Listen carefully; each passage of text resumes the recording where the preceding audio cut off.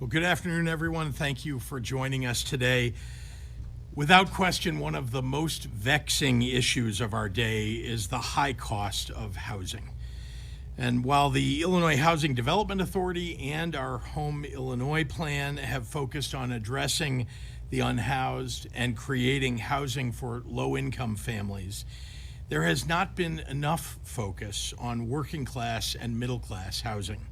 And that is what we are here to address today. Working parents are holding down multiple jobs to pay the rent. Young adults are leaving their communities, the ones they grew up in, because they can't afford to rent or buy a home and start a family. Businesses considering Illinois for relocation or expansion need to know that there are affordable options for their employees to find housing. Illinois is not alone in this struggle. Pandemic-induced inflation and the higher interest rates that it caused have worsened a housing affordability problem in nearly every state of the United States. It's a problem that takes many forms, has many causes, and it requires comprehensive solutions. Illinois needs to quickly and dramatically ramp up our efforts to approve and build new housing and to give more affordable options to working families. To fuel our thinking and encourage innovative solutions, many months ago I formed an ad hoc Housing Solutions Advisory Committee comprised of housing developers, local officials, economic development, and nonprofit leaders, regional employers, and financial experts.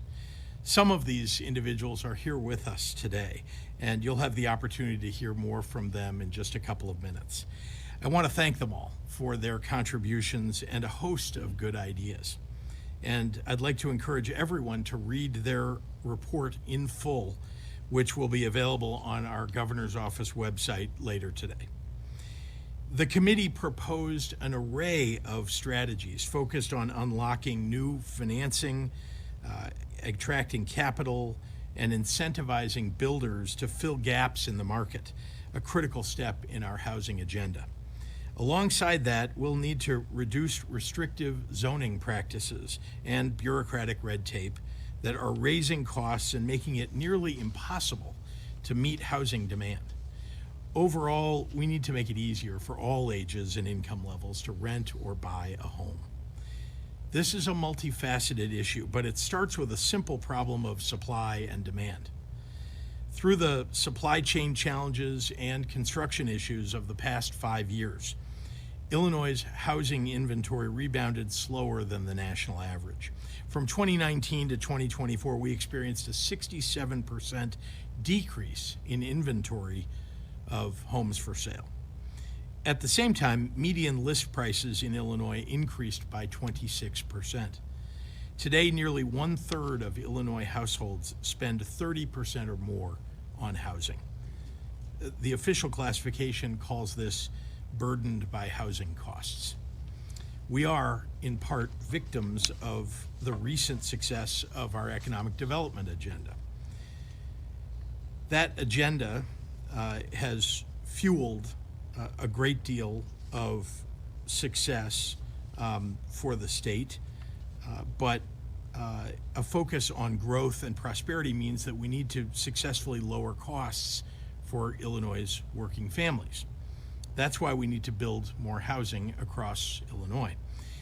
As a reminder, over the last few years, my administration has taken a number of steps to help increase the housing supply, to combat housing insecurity, and to give direct support to working families.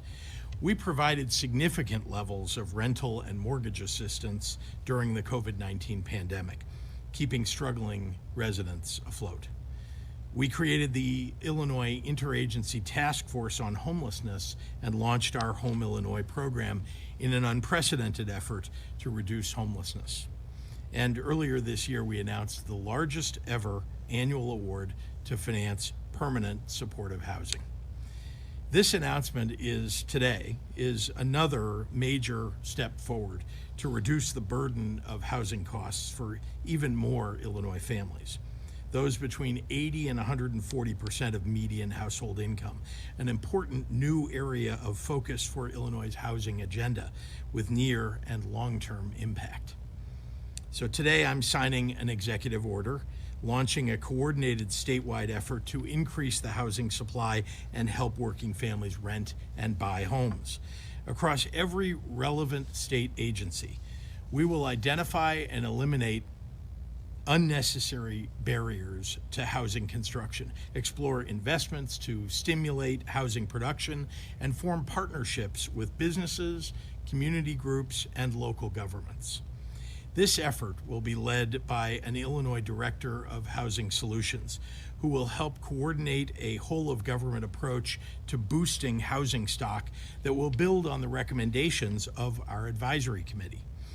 Our primary focus will be reducing housing costs for working families, and we will leave no stone unturned in that work. Additionally, I'm very proud to announce that the Illinois Housing Development Authority will be relaunching the Smart Buy program, which helps bridge financial gaps for young adults looking to become homeowners. The program provides affordable fixed-rate mortgages, closing cost assistance, and up to $40,000 per household in student loan relief to borrowers who buy a home here in Illinois. This was first launched in 2020 and was a resounding success. Over 600 individuals and families were able to buy a new home. We paid down more than $17 million in debt, and the average age of home buyers utilizing an IDHA, an IDA program, decreased by more than 10 years. Bringing back the program is one piece of an agenda as we not only increase the availability of housing, but make it easier for young people to afford it. So I want to take a moment just to acknowledge some of the individuals whose steady leadership and creative collaboration has made this all possible. I'll begin with IDA Director Kristen Faust and DCEO Director Kristen Richards. Thank you both for your very hard work on behalf of Illinoisans. I also want to thank Josh Gibb, the Executive Director of Galesburg Community Foundation, for being here today as a representative of the Board of the Association of Community Foundations. So thank you and the association for supporting the development of the Housing Solutions Report.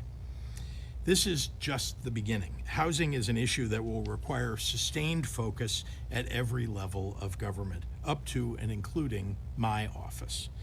The General Assembly, including smart leaders like Representative Guzzardi and Senator Simmons and their colleagues, have pledged to work with me to implement the recommendations of our experts and invest in real housing solutions. It will require state and local efforts that must work together. At all levels of our government, we have work to do.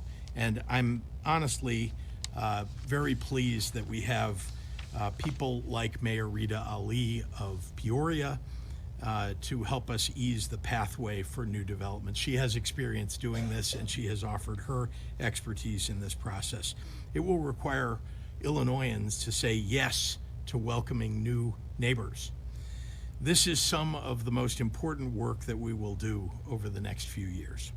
Our success will lower housing costs for every working family, maintain a trajectory of inclusive long-term economic growth, and ensure that future generations will choose Illinois as their home. So with that, it's now my pleasure to introduce the great leader of the city of Peoria, and that's Mayor Rita Ali.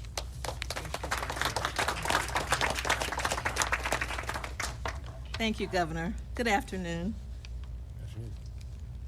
I want to thank Governor Pritzker and his talented leadership team for addressing such a critical issue for the state of Illinois and for cities like Peoria.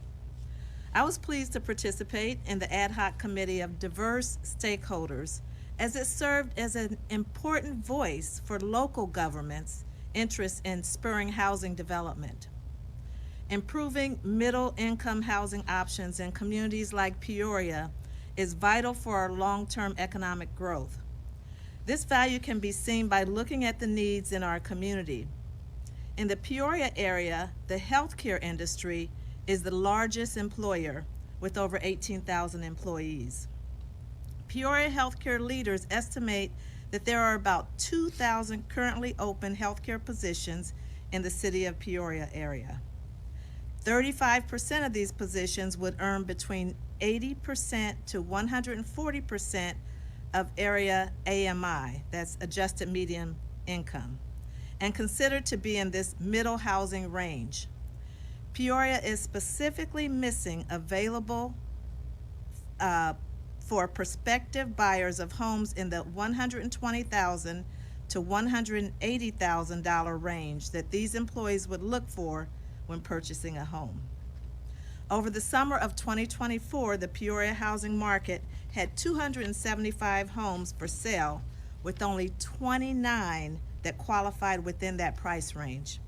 Improving middle-income housing opportunities for both renters and homeowners will continue to allow our tremendous healthcare industry to attract and retain talent and also improve housing options for working-class families. When it comes to affordable housing, working together is crucial. Collaboration between local government and the state of Illinois is essential to our efforts to provide safe, quality, affordable housing for residents of all incomes. This collaboration has paid off over the years for the city of Peoria, but has mostly focused on the low-income housing tax credit program.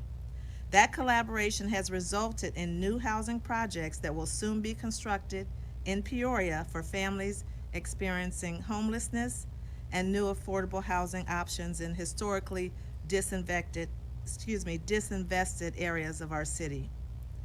The city of Peoria looks forward to expanding this collaboration with the state and housing developers and home builders for middle-income residents, resulting in the same level of success that we have seen with other income levels. We need this for both renters and homeowners alike to help our community to grow and prosper. So again, thank you, Governor Pritzker, and all those that have helped to push this agenda forward. And now I'd like to introduce Ms. Stacy Young.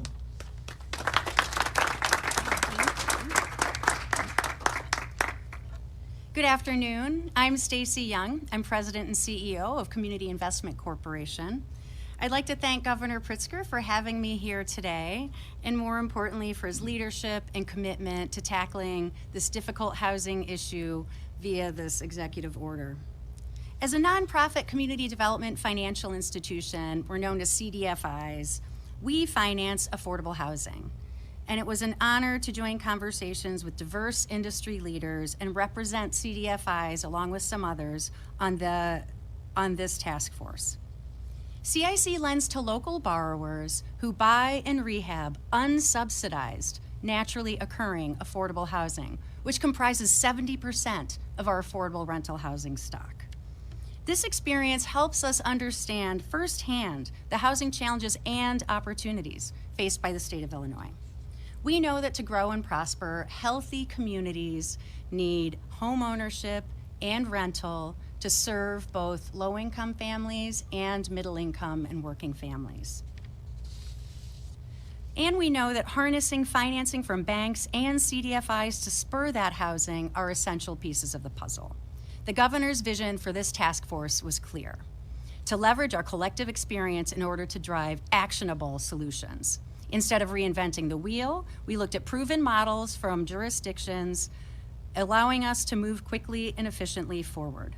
And with this pragmatic approach, we came up with strategies that unlock capital and untapped resources to spur housing rehab and development across Illinois. Today's an exciting first step, and I look forward to being a part of how this important work reshapes our state. Thanks again, and now I'll introduce Jeff Baker.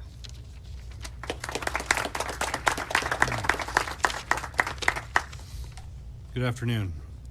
My name is Jeff Baker. I'm the CEO of Illinois Realtors. I want to start by thanking Governor Pritzker. It has truly been an honor for Illinois Realtors to work with this esteemed group behind me to develop solutions addressing housing stability and affordability. Illinois Realtors is the largest advocate for housing stability and ownership in the state. We fight every day for everyone to realize the American dream of home ownership. But what Governor Pritzker recognized and what we all agreed upon is that it goes beyond ownership. Our state's housing shortage destabilizes families and communities. It doesn't just prevent us from realizing the American dream of home ownership.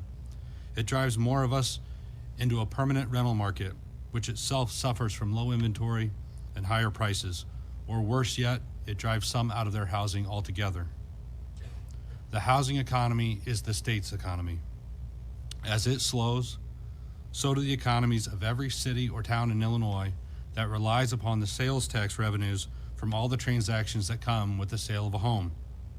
It distorts and depresses the property tax base when neighborhoods which are ripe for development become too expensive to build in, which in turn affects funding for public safety and schools.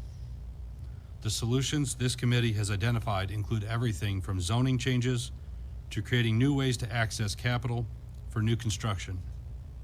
The solutions in the governor's report put Illinois on a path to reimagine the starter home in Illinois and fill the missing middle gap in housing, which will bring stability to Illinois families and communities and will lead to the creation of more intergenerational and equitable wealth.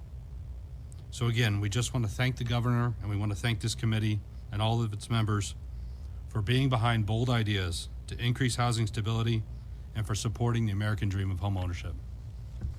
And now I'll introduce Josh Gibb.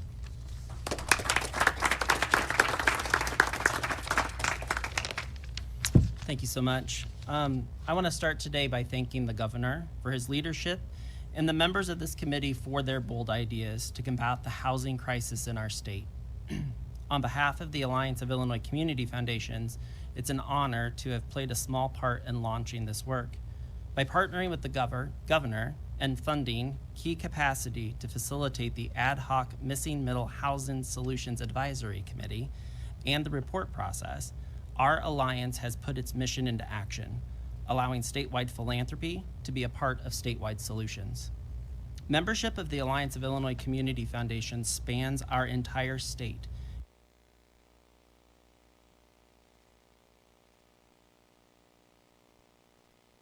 Are critical to the philanthropic makeup of any community. Our members and our association are by design nonpartisan. We use our influence and resources to call people together to collaborate and ask, how can philanthropy and generosity make a difference in the places that we care about most? Philanthropy is about coming together to care for each other. The Alliance of Illinois Community Foundations believes that philanthropy has the power to transform our communities, inspire hope, and create opportunities for all. And we all agree that access to affordable, abundant housing is an issue that every community across our state is facing.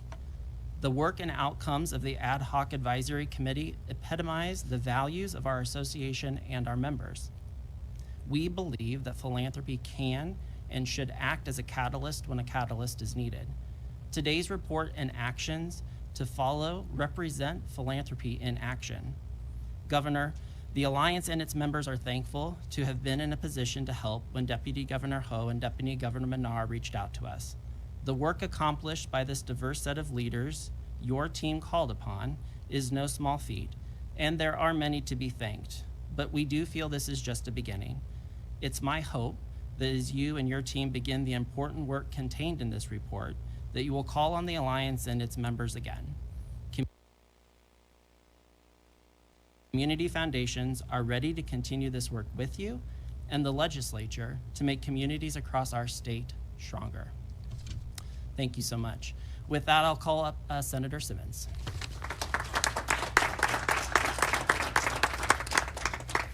Good afternoon, everyone. I'm State Senator Mike Simmons, and I represent the 7th District of Illinois, which covers the far north side and includes the neighborhoods of Rogers Park, Edgewater, Uptown, Lincoln Square, North Center, Wrigleyville, Arcadia Terrace, Andersonville, and Ravenswood. First of all, I want to start off by saying just thank you to our governor for bringing us together and getting all of us focused on housing. It is the time to do it. We know that there is a housing crisis right now, not just in Chicago and Illinois, but all across the country. So thank you to the governor, thank you to Deputy Governor Ho and Menard and all 19 members of this committee for doing the hard work behind the scenes on an issue that oftentimes takes that level of focus and that level of just work over time to really come up with solutions that hit at the system and are beyond just incrementalism.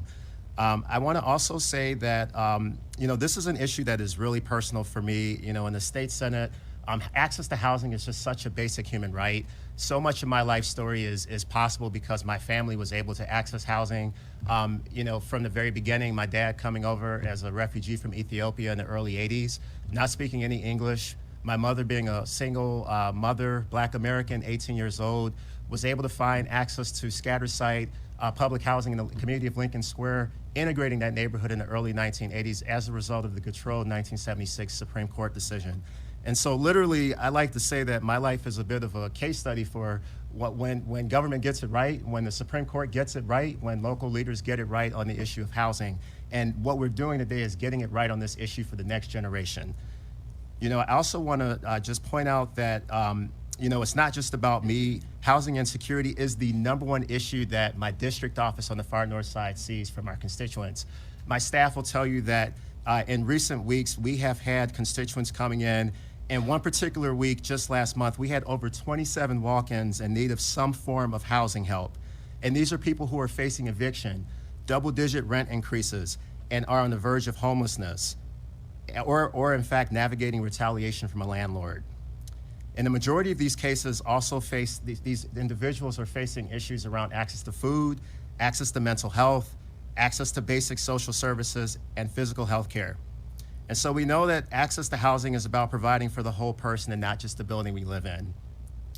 A direct example of a lived experience that I want to talk about, if I can just tell you a quick story. I was in my district office last week with my staff late on a Friday, and there was a gentleman who came in who I had seen many times over the last year and a half. He's a fellow that's lived on the far north side for about 20 years. He fell on some hard times, lost his job, ended up needing to access a shelter because his rent went up. His building was purchased by a luxury developer. And a big part of what I try to do as a state senator is to help people not be displaced from the very well enriched and high amenity neighborhoods that we have on the far north side of Chicago. And this gentleman I pulled him aside and I said, hey, what's going on with you? I've seen you in here a lot. I know my staff has helped you, but what's going on? And he said, Senator, I'm sad that I no longer live in Edgewater. I'm now more than 20 miles away living in a shelter on 115th Street. That is unacceptable.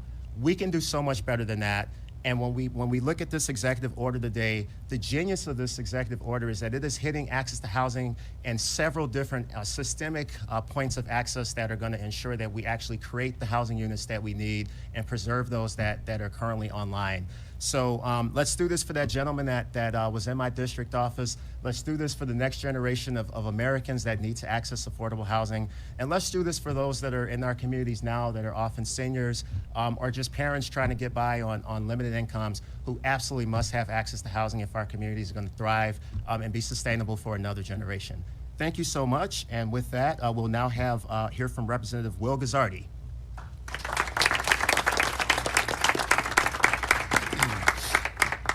Good afternoon. Thank you so much, Senator Simmons. My name is Will Guzzardi. I'm the state representative from the 39th District on the northwest side of Chicago. So I represent parts of Bucktown, Logan Square, Avondale, Hermosa, and Belmont-Cragen. I'm also the chair of the Housing Committee in the Illinois House. I'm so grateful to be here. Thank you so much, Governor, for your incredible leadership on this issue, and to everyone standing behind me and some of the folks who are sneakily sitting in the audience. I'm looking at you, Deputy Governor Ho, who have also been leading on this issue for years now. I want to just start by being clear about what we're talking about. I think when we say affordable housing, sometimes our minds go to subsidized affordable housing for very low-income people, and that's part of the crisis, and there's not enough of that. But we have a crisis of affordable housing across the income spectrum. Affordable housing, we're talking about housing that people can afford based on the income that they make. And everyone from the very poor to the solidly and comfortably middle class in this state are having a hard time finding affordable housing. There's not enough for anyone. It's not just the folks who are sleeping outside in the negative 20-degree wind chill that we're expecting in the coming days.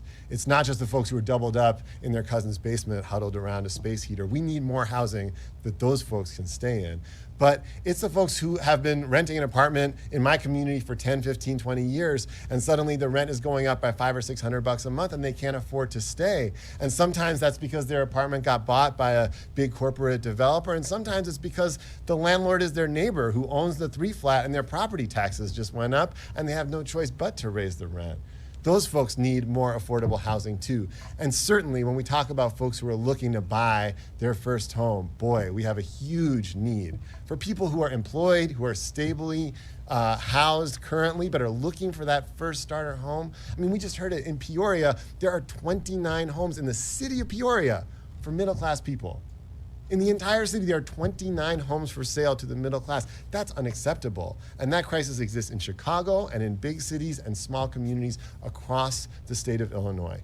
This is a big, vexing, challenging crisis. And it's not helped by the fact that when those homes do come up for sale, all too often individuals and families are competing against BlackRock and Bain Capital and Berkshire Hathaway, big investment firms who are swooping in and buying up the only single family homes available in our communities. So it's a tremendous crisis. As the governor said, it's a vexing issue. And we've been exploring it in the Housing Committee, but it's so great that the governor is taking the lead on this, because we have a governor in this state who likes to think big, who likes to take on big, vexing challenges and come up with comprehensive solutions. So today's executive action is an incredible start. I think putting a director whose sole focus is going to be thinking about this vexing challenge and bringing together the stakeholders to solve it is key. And it's not just going to take executive action to solve this problem. When the legislature comes back in January, we stand at the ready to partner with Governor Pritzker on the legislative and policy solutions and the investments that are going to be needed to truly break this housing crisis and create affordable housing for every Illinoisan. So I'm eager for the partnership. I appreciate the governor's leadership, and I now invite him to come to the table and sign this executive order and make this thing official. Thank you.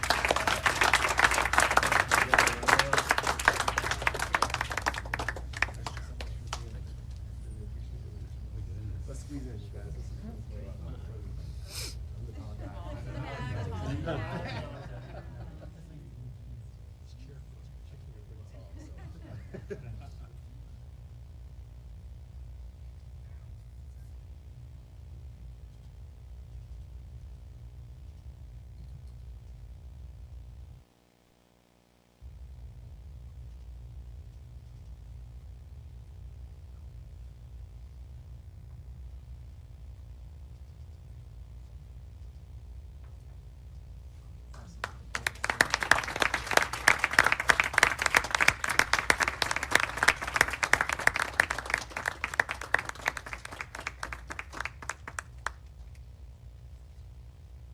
Okay, we're going to take a few questions from members of the media.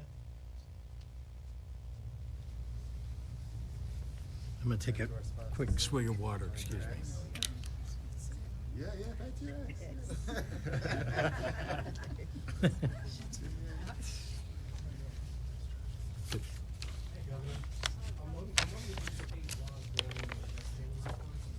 Is the final increase of the minimum wage, which is up to $15. And this is a result of the legislation, of course, that you signed in 2019. Yes. The economy's different now than it was in 2019. Do you think in the times we're in, that $15 for minimum wage is adequate?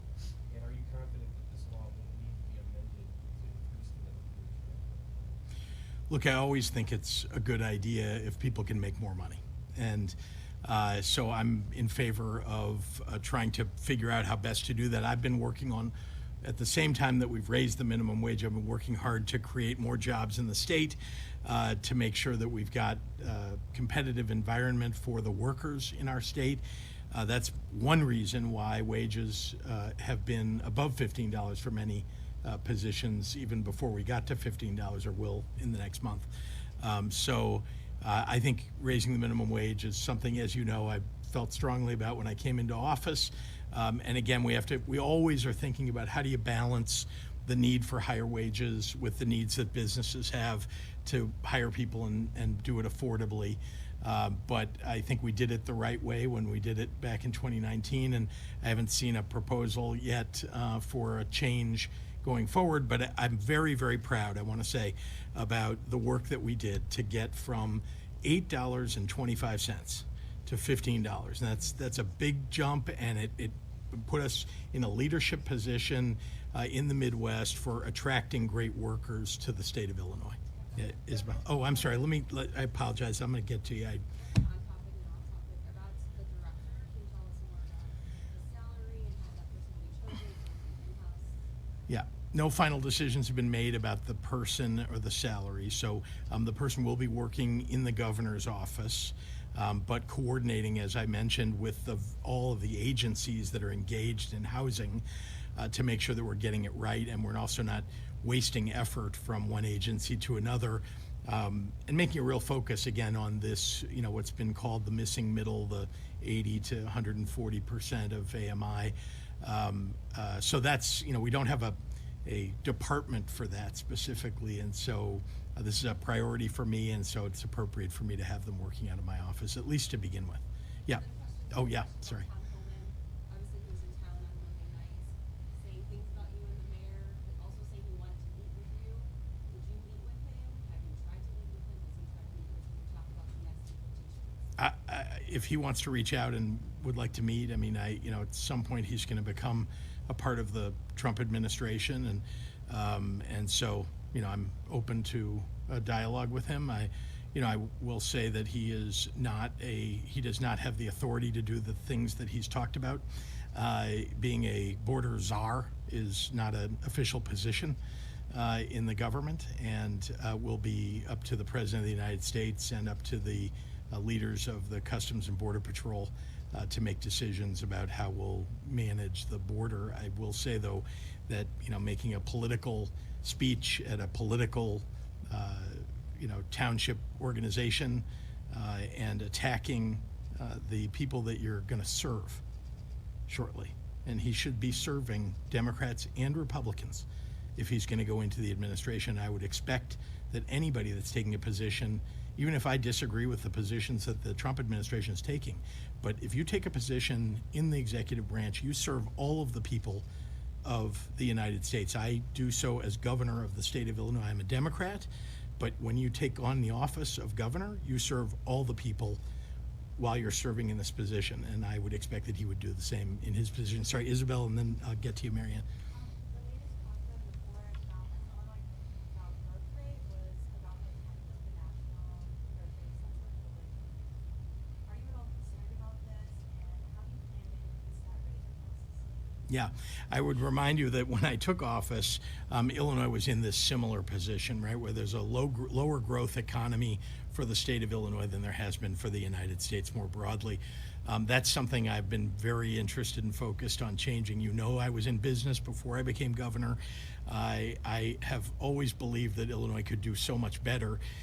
As you know, we've had a series of crises that have hit this state, not the least of which was the COVID-19 crisis. So there are things that have impeded our progress in the state. Having said that, as you know, over the last 2.5 years, basically since the end of the COVID crisis, if you can say that it's fully ended, I think it has, the crisis part of it anyway. We've been very focused in my administration on growing the economy, on attracting jobs and businesses, and that's working. But again, it takes a long time to change the trajectory. You're moving an aircraft carrier when you're changing the trajectory of a state's growth rate.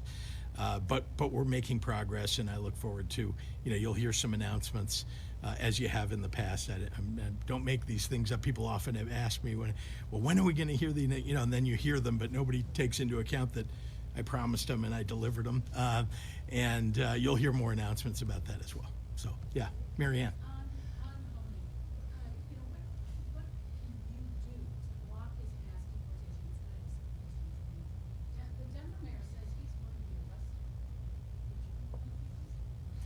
Well, let me start with what are we doing? Let focus on the idea that that we have really three groups of immigrants who are in the state of Illinois today, right? We've got documented immigrants, people who are here legally, and they have documents that allow them to work or allow them to be here. They've been put in a position of fear by what the Trump administration has threatened. They have relatives who are undocumented, and these are often, the documented folks are often hardworking people following the law. In fact, almost all. And so I'm going to protect them. We have migrants who've come to the state since August of 2022, sent here, as you know, by the governor of Texas. Those folks are also legal to be in the United States. They are awaiting asylum hearings.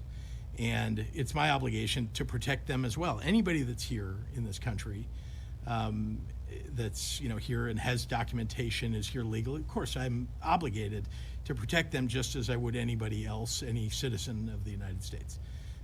Law enforcement, the government, etc. The third group are people who are undocumented. And let me be clear up front.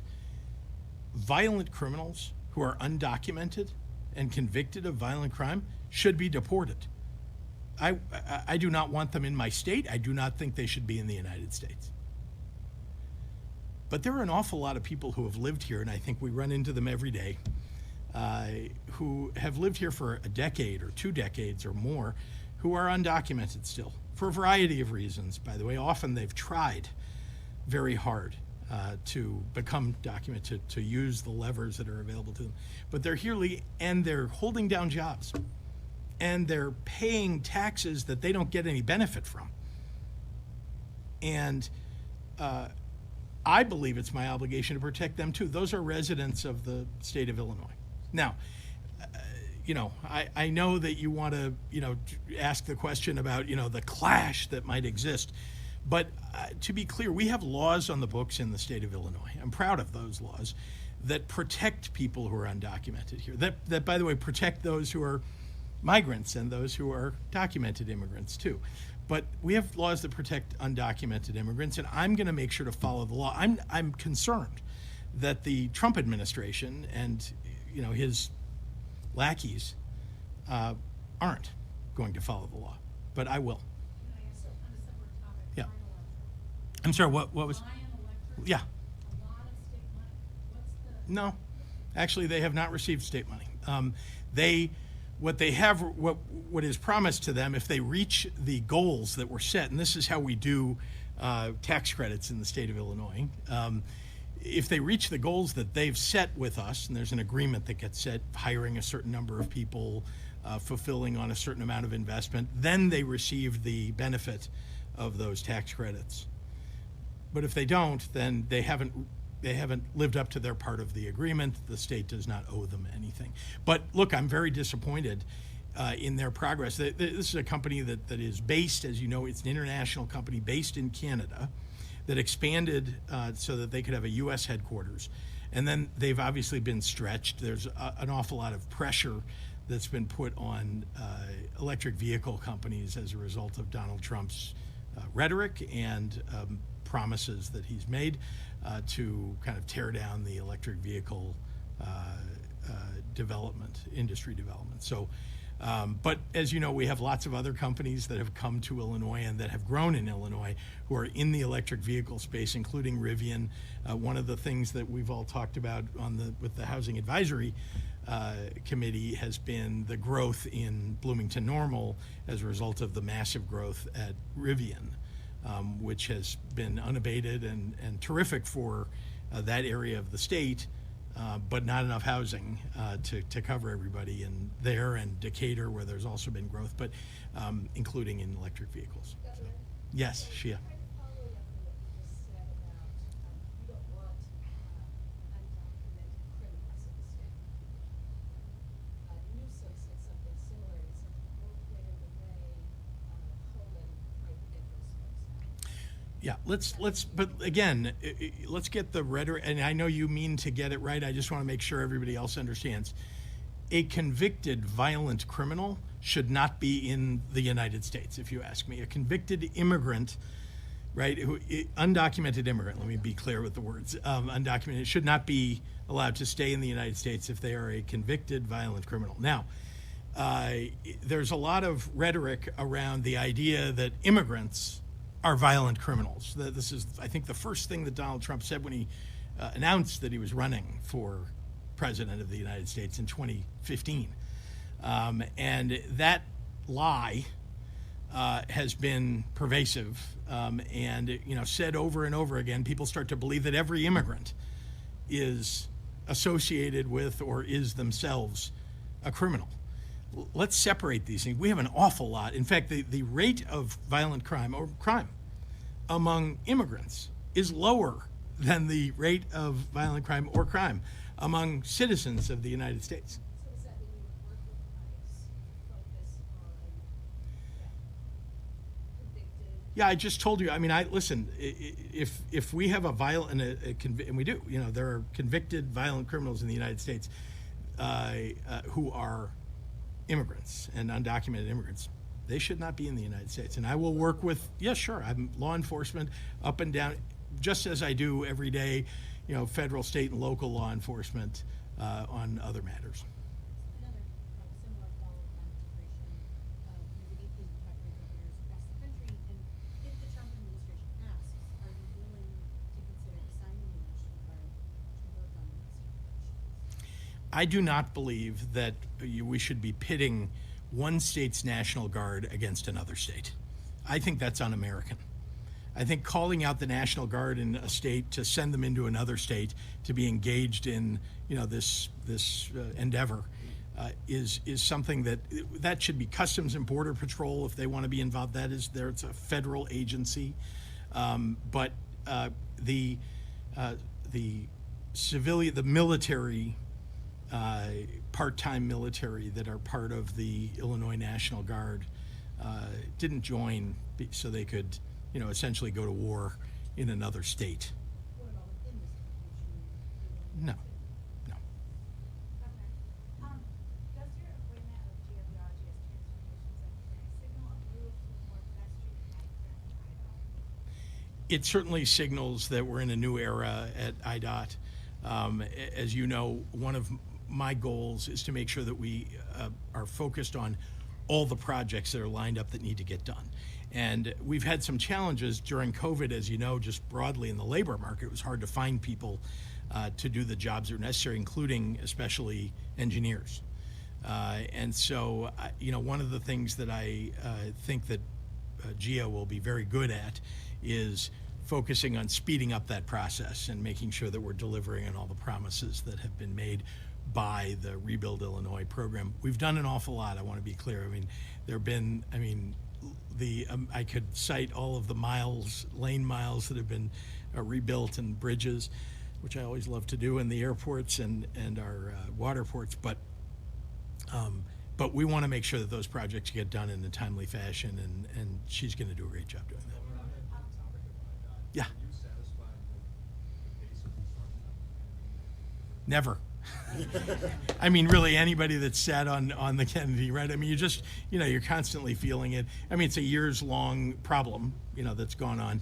There is a schedule that they're on now. I don't want to make promises about, because we've all heard promises and they haven't been delivered on in the past with regard to the Kennedy. But I will say I've asked an awful lot of questions about it, and so I would expect that the work will continue at a rapid pace. Yeah. There is a bill that passed in the Senate for TCFS, making it easier to place children with their kids. Yeah. Got a lot of support. Is that something that's Yeah, we think it's important. But support for kin, for relatives who have not received the same kind of support that foster parents do, for example. I'm talking about monetary support.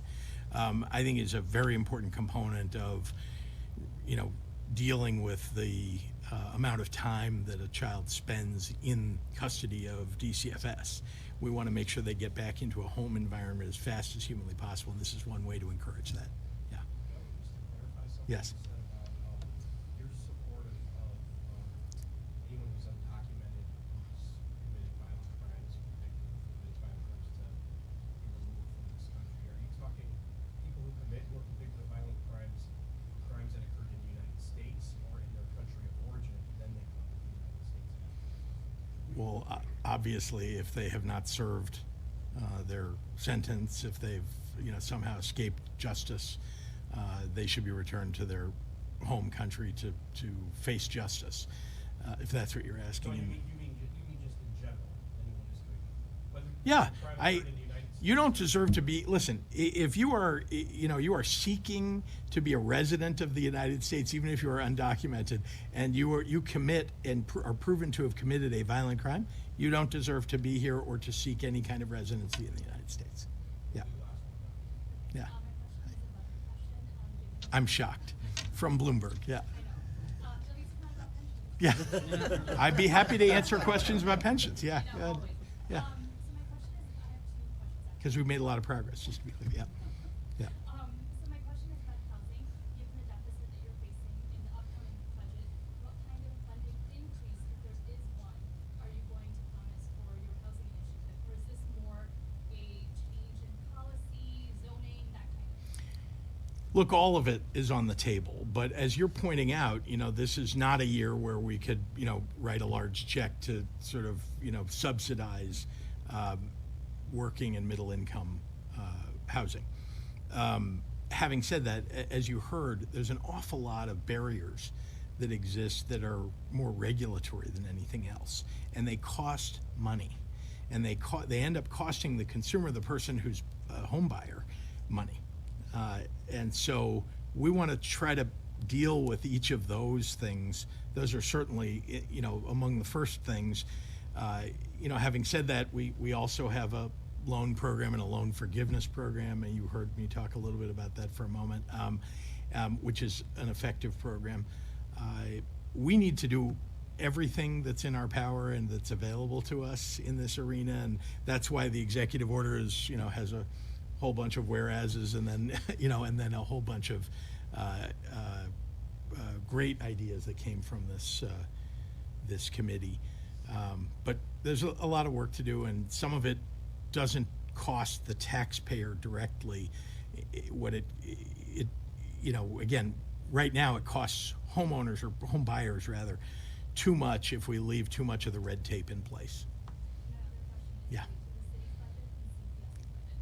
CPS is continuing to ask about why there's a gap between the city's funding and what it receives. And the city of Chicago is also in budget season. They're closing, they're ending their budget right now, potentially a vote coming up soon. So is there any relief that the state can provide in the next year to the city or CPS on those two fronts? Well, I'd remind you that that every year we've increased funding for education all across the state, not just for the city of Chicago, all across the state of Illinois, and it's been I think demonstrated as a priority of my administration, education across the board and K-12 education. So just know that every meeting that I go into where we contemplate what the next move is with regard to the budget, that's a consideration for everybody in the room. In terms of the demands that people are making or the statements that they're making about, look, that's what evidence-based funding, what that whole model was all about, was it's going to take years. When people say, well, you owe us X amount of money. Yeah, and we've been paying up every year, to try to get there. But there's not, it would be like asking somebody to pay their entire mortgage today when they've got 10 years left on it or 5 years left on it. And that's not something that the state can do. Meanwhile, if we prioritize education, and the evidence-based funding model does that, then we'll move closer and closer and finally get to the goal of the evidence-based funding formula. Thanks, everybody. Yeah, we'll have a separate press conference on pensions. How about that? But we are better funded our funded ratio for our pensions is much better today than it was when I took office, and it's continuing to go in the right direction. Thank you. Thanks for asking.